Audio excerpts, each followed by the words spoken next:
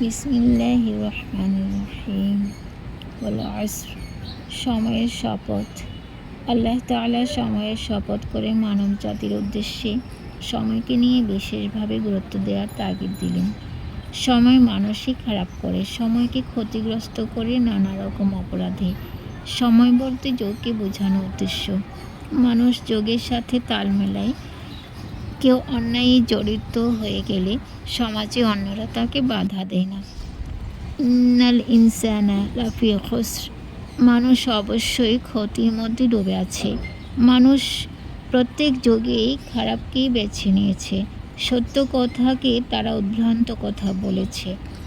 ফেরাউন, নমরুদ, মূসা নবী, লূত আলাইহিসসালামের সময়ে সবাই নিজের গড়া কথা মতকে প্রাধান্য দিয়ে কোনো নবীর কথাকেই তারা মানেনি, আল্লাহর উপর বিশ্বাস করেনি। আল্লাহর ভয় কারোর কাছে নেই। আল্লাহ বলেছেন, মানুষ সব সময় ক্ষতির মধ্যেই ডুবে থাকে, সে কখনোই ভালো হতে চায় না। ক্ষতি করা মানে হচ্ছে নিজের ক্ষতি করা, নিজের জাহান্নামকে কিনে নেয়া। এটাই তো অবশ্যই অপূরণীয় ক্ষতি। ইল্লাল্লাযীনা আমানু ওয়া আমিলুস সালিহাত ওয়া তাওয়াসাউ বিল হক ওয়া তাওয়াসাউ বিস সবর, কিন্তু তারা ছাড়া যারা ঈমান আনে, সৎকর্ম করে, পরস্পরকে সত্যের উপদেশ দেয়, ধৈর্যের উপদেশ দেয়। আল্লাহর বাণীতে আছে, আল্লাহর উপর বিশ্বাস রেখে থাকলে কেউ খুনাখুনি ঝগড়ায় লিপ্ত হতে পারে না। বর্তমানে খুবই ভয়ঙ্করভাবে মানুষ হাতে অস্ত্র নিয়ে প্রকাশ্যে তার বিপরীতে দাঁড়ানো প্রতিপক্ষকে মারতে কুণ্ঠাবোধ করছে না, কেননা তারা কেউ সত্যের উপদেশ দেয় না। ধৈর্য হারিয়ে বর্তমানে অনেক মানুষ সংঘর্ষে লিপ্ত হয়ে আছে। আল্লাহর জাহান্নামকে যারা ভয় পাবে তারা নিজেকে উশৃঙ্খলতায় ডোবাবে না। আল্লাহ মানুষকে ভালোবাসেন। কোরআন শরীফের এই সূরাটি প্রত্যেক যুগের মানব জাতির জন্য শ্রেষ্ঠ উপহার। আল আসর, সংঘর্ষপূর্ণ জাতি কখনোই উন্নত হবে না। উন্নত যদি মানুষ না হয়, ছাড় দিতে না শিখে, শুধু প্রতিশোধ নিয়ে অন্যের ক্ষতি করে, তবে তো সেই মানুষ ক্ষতির মধ্যেই ডুবে গেল। অন্যের ক্ষতি করার মধ্যে আনন্দ পায় শয়তান নামের সেই নিষিদ্ধ জিন। যারা খারাপ করে, হত্যা করে, ধ্বংস করে, তারা চাইলে তো অপরাধ আল্লাহর কাছে স্বীকার করে তওবা করে নিতেই পারে। জাহেলিয়াতের কাফেরদেরকে আল্লাহ মোহর মেরে দিয়েছিলেন, তারা ভালো হতে কখনোই পারবে না। আল্লাহর ভালোবাসা তাদের জন্য ছিল না। রাসূল সাল্লাল্লাহু আলাইহি ওয়াসাল্লাম আমাদের জন্য বেশি দোয়া করেছেন। আল্লাহ রাসূল সাল্লাল্লাহু আলাইহি ওয়াসাল্লামকে প্রিয় বান্দা করেছেন, তাই আমাদের অবশ্যই ক্ষমা চাওয়ার সুযোগ রয়েছে। নিশ্চয় তুমিই আল্লাহর ছায়ায় এক সুমহান মর্যাদার যুবক হতে পারো। তুমি কি চাও না সৃষ্টিকর্তার কাছে মর্যাদা পেতে? আশা করছি তুমিই পারবে ইনশাআল্লাহ। সূরা কাহাফ কি পড়েছো যুবক?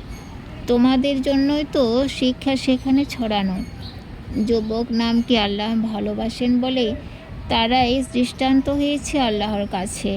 তুমি কি চাও না ভালো কাজ করে দৃষ্টান্ত হতে?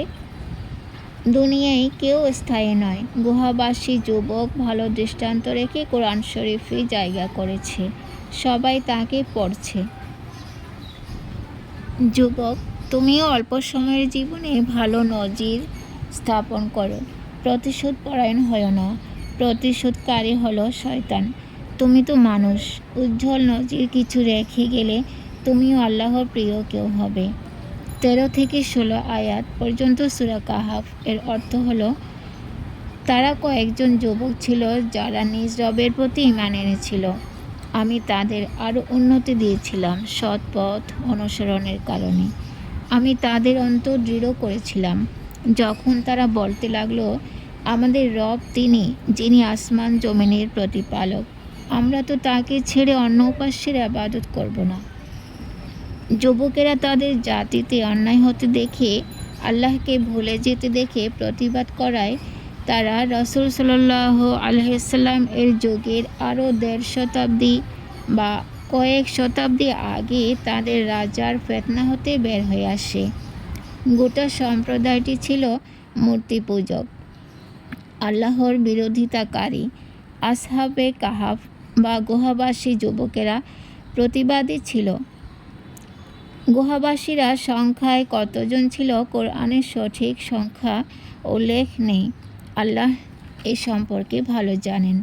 এই যুবকেরা আল্লাহর ইবাদত করার জন্য ওই নগ্ন জনপদ হতে বের হয়ে আসে।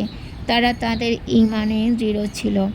আল্লাহ তাআলা সমগ্র মানবের জন্য বিস্ময় এর নজির রাখার জন্য গুহাবাসী যুবকদেরকে অনেক শতাব্দী পর্যন্ত নিদ্রিত রেখে পুনরায় জাগ্রত করেছেন, যাতে মানুষ বোঝে যে কিয়ামত বা পরবর্তী জীবন অর্থাৎ জান্নাত জাহান্নামে অবস্থান মিথ্যা নয়। ইহুদিরা আসহাবে কাহাফের ঘটনাকে বিস্ময়কর ভেবেছে। কিয়ামত সংঘটিত হওয়া সম্পর্কে তারা প্রশ্ন করে। আল্লাহর উপর পরিপূর্ণ বিশ্বাসী যুবকেরা দৃষ্টান্ত হিসেবে আমাদের কাছে এসেছে।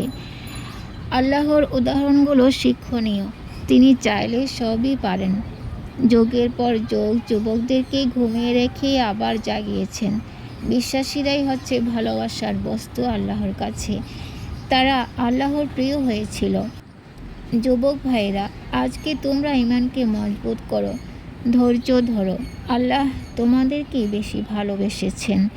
আল্লাহর ভালোবাসাকে জয় করো। নিশ্চয়ই তোমরাই সফল হবে ইনশাআল্লাহ। আল্লাহ সব কিছুরই পর্যবেক্ষক।